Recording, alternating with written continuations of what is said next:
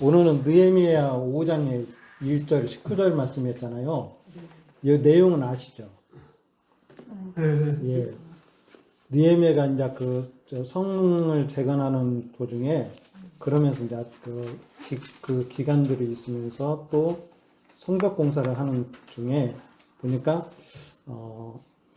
첫째, 백성들의 울부짖는 소리를 그 와중에 들었다는 얘기를 해요. 이게 이제 공사도 하고 하니까 백성들이 이제 그 생업에 대한 일들을 못 하고 하니까 일반인들은 지금 막 먹을 것이 없고 해갖고 재산을 모두 빼앗기고 있는 사람한테 다 뺏겠다는 거예요. 이게 갖고 있는 사람한테. 그리고 자녀들마저 종으로 팔리는 상황까지 몰렸다고 한탄해요. 지금 첫째에서는. 그런데 두 번째 넘어가니까 느헤미야가 회의를 열어서 이제 권면을 했다고 그래요. 가지고 있는 사람들한테 빚진 자들에게서 받은 밭과 포도원과 집을 돌려주라고 권면을 합니다. 돌려주라. 이건 하나님의 말씀에 어긋난 것이다. 너희들이 높은 이자로 이렇게 같은 동족들을 학대하는 것은 좋지 않은 것이다. 그래갖고 여기서 느헤미야가 설득을 하고, 그래서 그들이 그 설득에 흔쾌히 응하고 해서 이제 그 상황들이 마무리가 되는 겁니다. 그러면서 이 본인 자신은 어떤 하나님의 말씀에 대한 그런 헌신으로 어떤 그런 말씀에 따르는 본의 모습을 마지막에 우리에게 보여주죠. 그러면서 이 백성의 부역이 중함이다. 자, 그리고 내 하나님이여 내가 이 백성을 위하여 행한 모든 일을 기억하사 내게 은혜를 베푸시옵소서. 자, 이 마지막에 이제 그 성경에서 보면 지은이도 있고 여기 주인공 같은 사람들이 있지만은 잘 읽어보면 예수님의 모습이 보여지는 그런 본이 보여지는 것들이 보여지기도 해요. 그래서 이제 오늘 말씀에서의 중점은 뭐냐면 우리는 이것을 한번 배워볼까 합니다. 뭐냐면 희년에 대해서 한번 배워볼까요? 희년.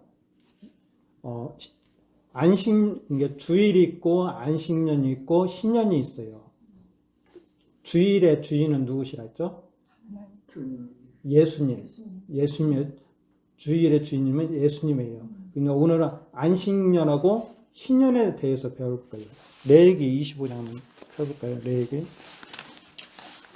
출애굽기 뒤에 레위기 25장. 자, 레위기 25장. 자, 처음에는 안식년이 나오고 그 다음에 희년이 나와요. 레위기 25장 제가 읽어드릴게요. 여호와께서 시내산에서 모세에게 일러 가르사대 이스라엘 자손에게 고하여 이르라. 너희는 내가 너희에게 주는 땅에 들어간 후에 그 땅으로 여호와 앞에 안식하게 하라.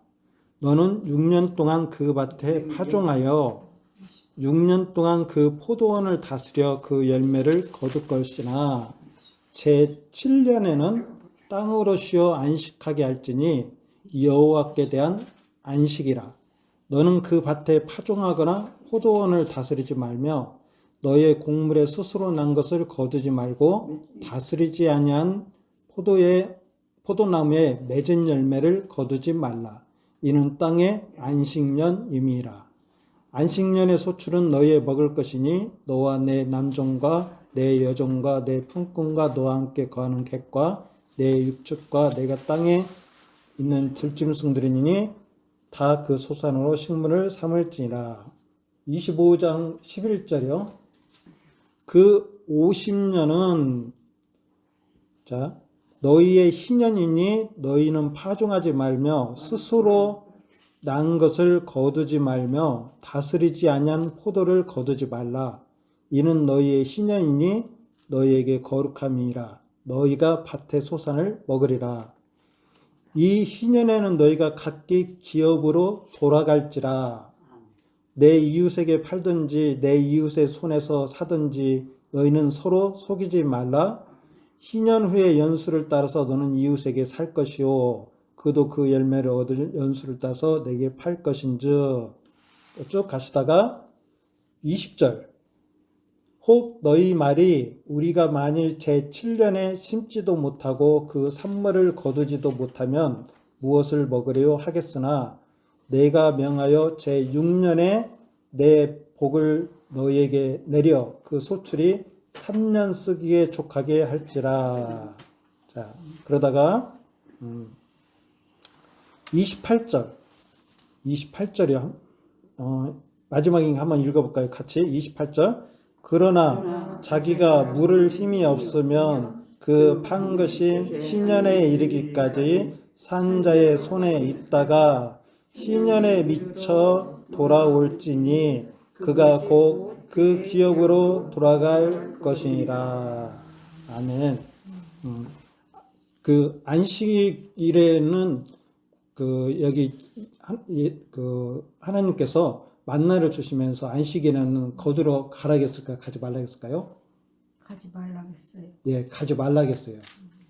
토요일 날 두목을 준다고 그랬어요. 안식년에 제 7년에는 또 땅을 쉬라고 했어요. 땅을 쉬라고. 그러면 1년 동안 농사 안 지면 어떻게 굶어 죽잖아요.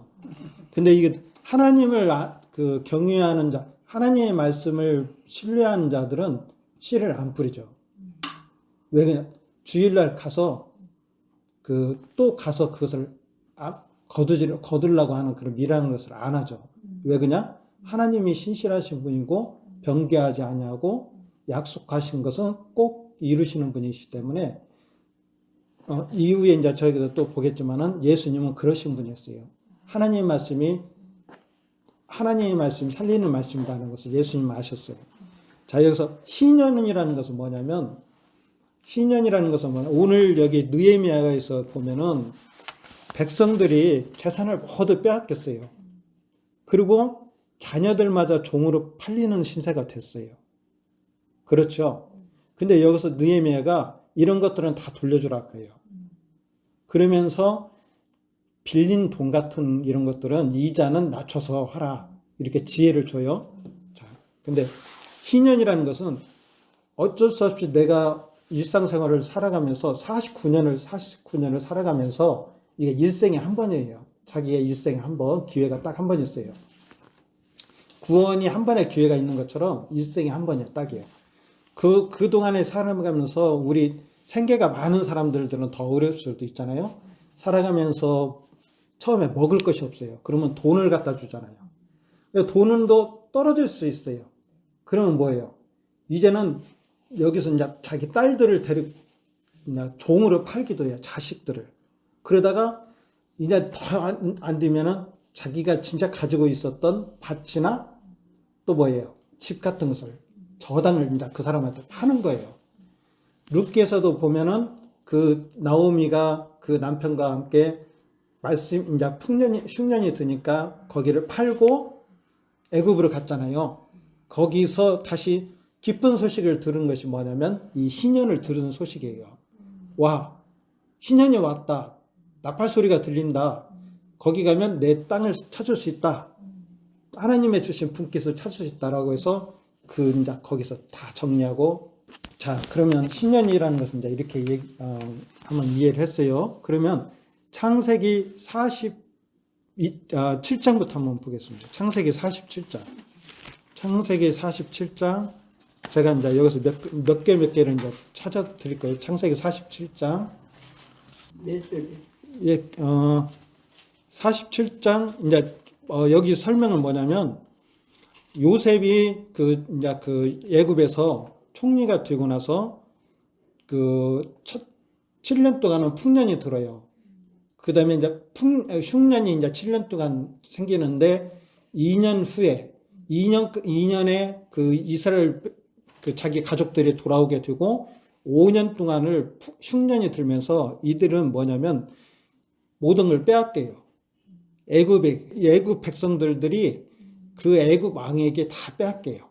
뭐냐면 자 14절에 보니까 요셉이 곡식을 팔아 애굽 땅과 가나안 땅에 있는 돈을 몰수히 거두고 그 돈을 바로의 궁으로 가져오니 그래요. 첫째 뭐가 뺏겼어요? 돈을 뺏겼어요. 또 16절에 보니까 또 먹을 것이 없다고 하니까 요셉이 가로되 너희의 짐승을 내라. 그래요. 돈이 없어졌으니까 이제 너희는 짐승까지 나한테 가져와. 그러면 내가 너희를 먹을 걸 줄 거야. 그래요.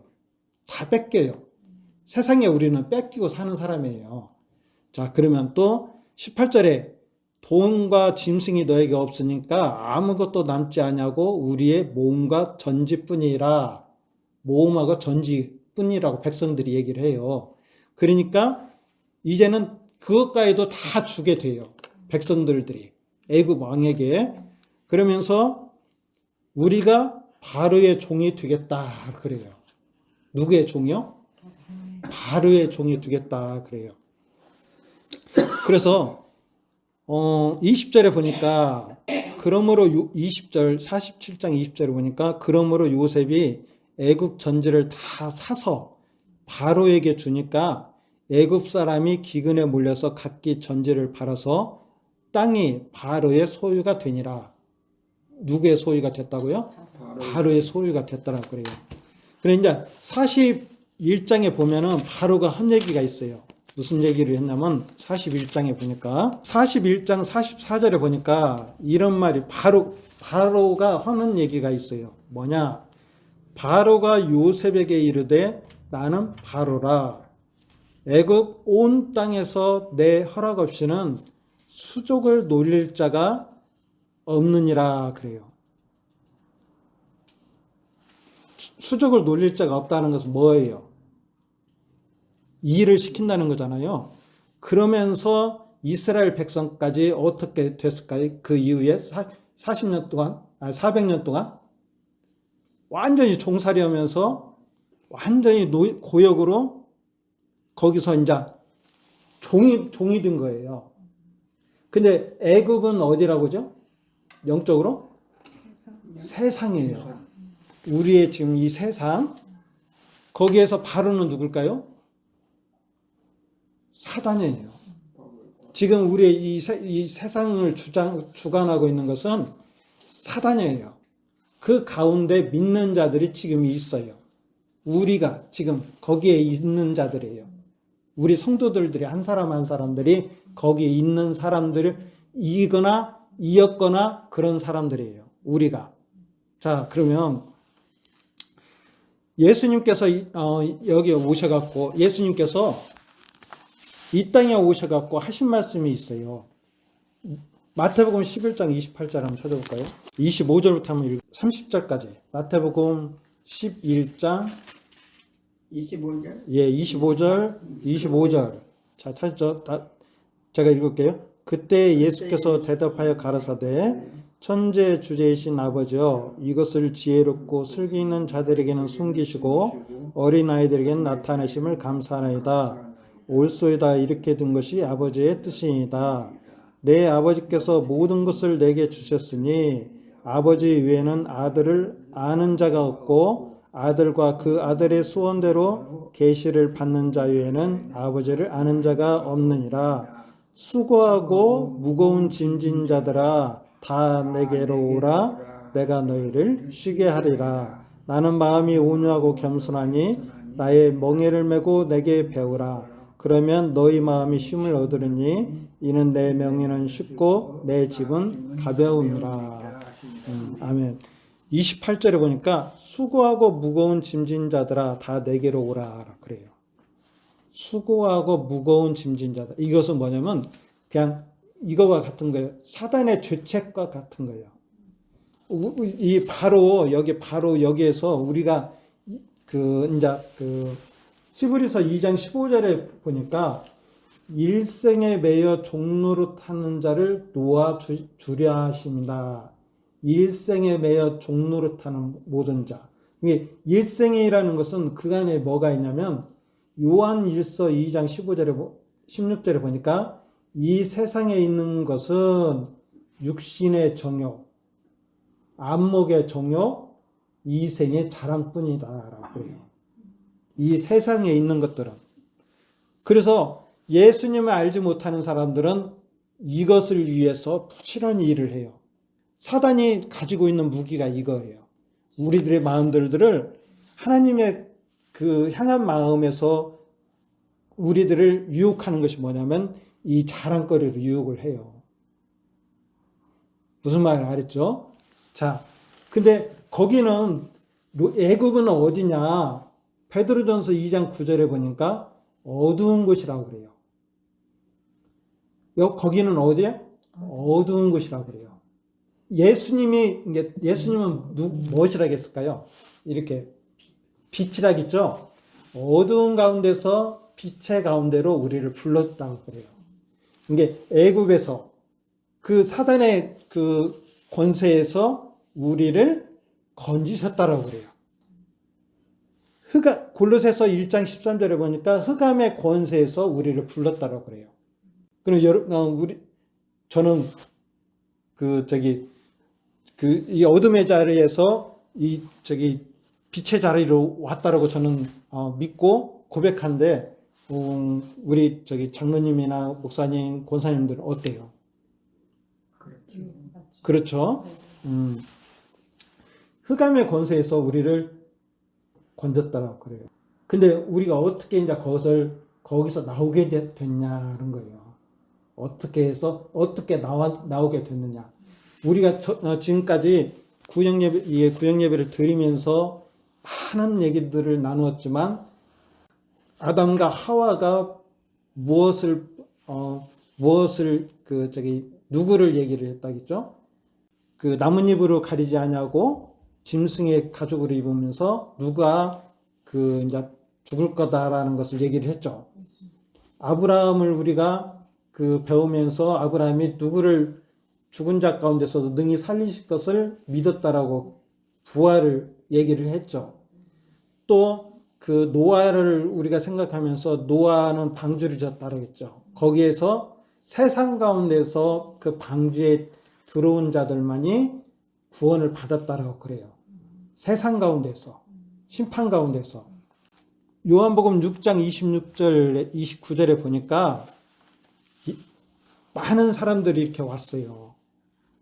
막 기적을 일으키고 표적을 보이니까 막 왔어요. 근데 이제 표적이라는 것은 이런 걸 수도 있어요. 아담과 하와가 가죽을 입었어? 이것도 표적이에요. 표적과 같은 거예요. 노아가 배를 탔는데 그 사람만 가족만 구원받았어? 이것은 무슨 표적과 같은 거야. 아브라함이 이삭을 드렸는데 죽은 것 같으나 또 산자처럼 또 양을 대신해서 받았어? 이것도 하나의 표적과 같은 거예요. 이런 것 같이. 근데 많은 사람들을 몰려들였어요. 근데 그네들은 떡을 먹으려고만 왔어요. 배부르려고.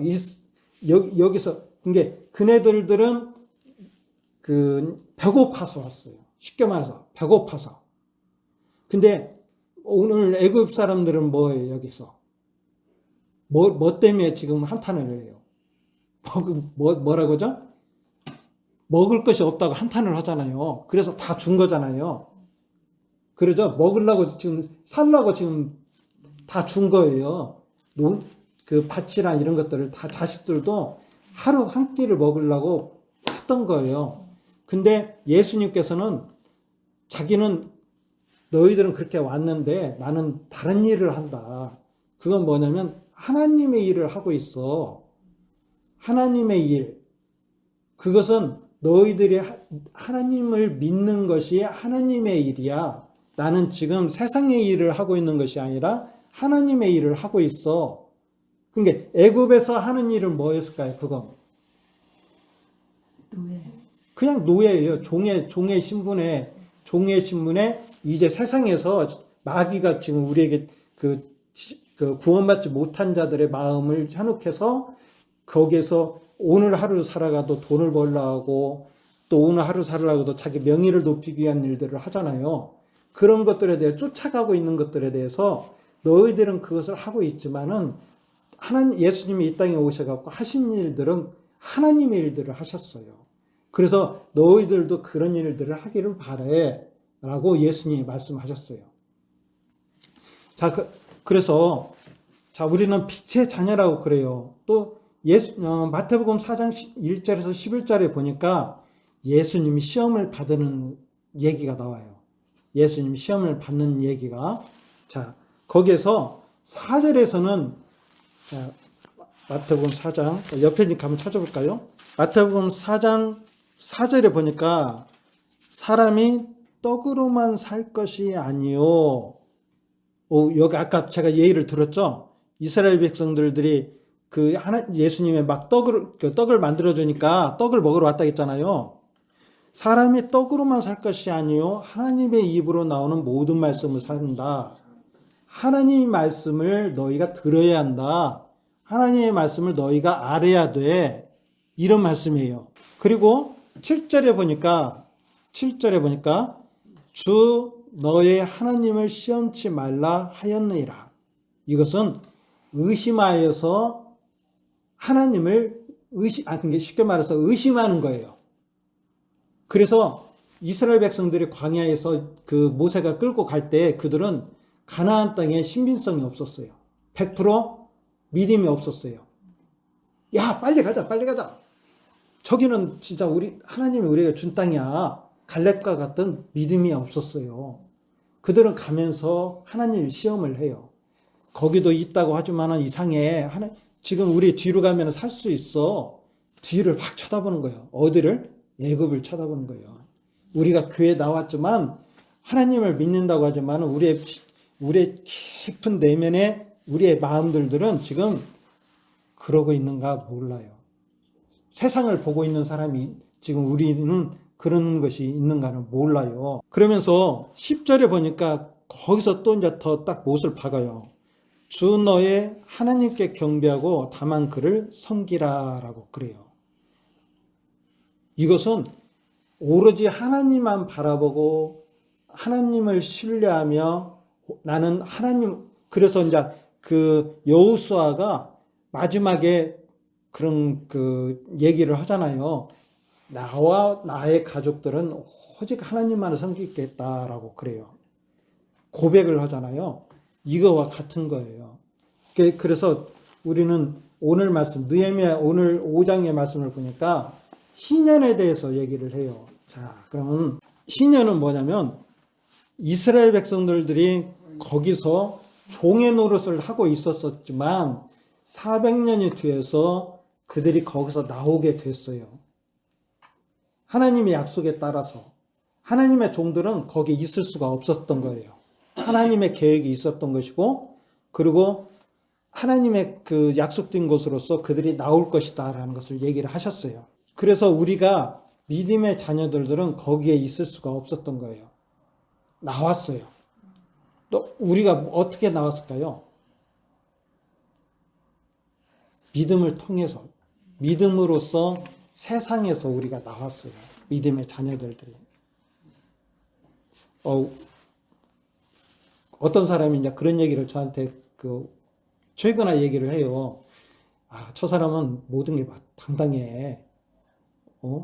그래, 뭐 당당한데, 그랬더니, 결혼하면서 시어머니가 무슨 돈 2개도 주고, 뭣도 주고 해서 주머니가 돈독하대요. 그래서 누구한테 이제 손 벌릴 일이 없잖아요. 당당하대요. 자기는 맨날 일만 한대요. 그럼 그 사람 그렇게 살라고 하고, 우리는 그냥 하루하루 감사하면서 살면 돼. 제가 그렇게 얘기했어요. 근데 속으로 있는 겉으로는, 그래? 그럼 그거 내가 열심히 해서 당신의, 주면 되겠네? 이런 식으로 얘기는 못 하잖아요. 속과 겉이 다른 마음이 되어버리잖아요. 첫째가 이거예요. 세상에서 구원을 받아야 한다는 거예요. 근데 예수님께서 그 흑암의 권세에서 우리를 불러내었다라고 그래요. 그래서 흑암이 아니라 이제 빛의 자녀라고 그래요. 그래서 이제 빛의 자녀들은 제가 얘기도 했지만 마음이 변화된 사람이에요. 내가 하루 막 예배 시간을 가지면서 기도하면서 막 침묵 기도하면서 이런 것으로 해서 인도의 이게 이제 그런 것을 이제 자기 불교의 수양과 같이 막 정화수를 떠놓고서나 막 비는 것 같이 이렇게 해서 내가 해서 참선도 하고 해서 내가 깨끗해지는 것이 아니라 하나님이 내 안에 새 영을 주시고 내 마음에 그런 마음을 하나님이 사랑하는 마음을 주셔서 내 마음이 변화되는 거예요. 그러면 내 마음이 변화된 사람들은 성경에 보니까 형제를 사랑한다는 사랑할 마음이 내 마음에 절로 생긴대요. 그래서 여기 아까 느헤미야 시대의 백성들이 어떤 사람들은 쉽게 여기서는 종교인들이 더 그랬어요. 종교인들은 당연히 주는 게 있잖아요. 받는 게 있잖아요. 그냥 있어도 그냥 받아요. 종교인들은 국가에서 주잖아요. 국민들이 그냥 주잖아요. 이게 종교인에서부터 이렇게 위에서부터 타락하기 시작한 거예요. 그래서 이제 거기에서 구원을 해주는 것인데 너희의 마음들이 이제는 변했어. 그래서 우리가 달라졌다라고 얘기를 합니다. 그래서 하나님을 섬기는 예수님께서 진짜 하나님의 말씀만이 또 하나님을 신뢰하면서 나는 하나님을 시험하지 않으면서 하나님만 경배할 것이다라고 고백했던 것 같이 그 마음이 내 마음에 있다고 하면 우리는 하나님 이 마음을 더욱더 강건하게 하시고 더욱더 견고하게 하시고 이 세상에 사단이 다스리는 시험의 장이라고 했는데 우리가 주님 오시는 그날까지도 내가 주님 앞에 나가는 그날까지도 시험에 들지 아니하고 하나님의 말씀을 하나님께 영광 돌리는 삶이 되기를 원합니다라고 우리의 마음들을 드리는 예배하는 삶이 되기를 바랍니다. 기도하겠습니다. 제가 기도하겠습니다.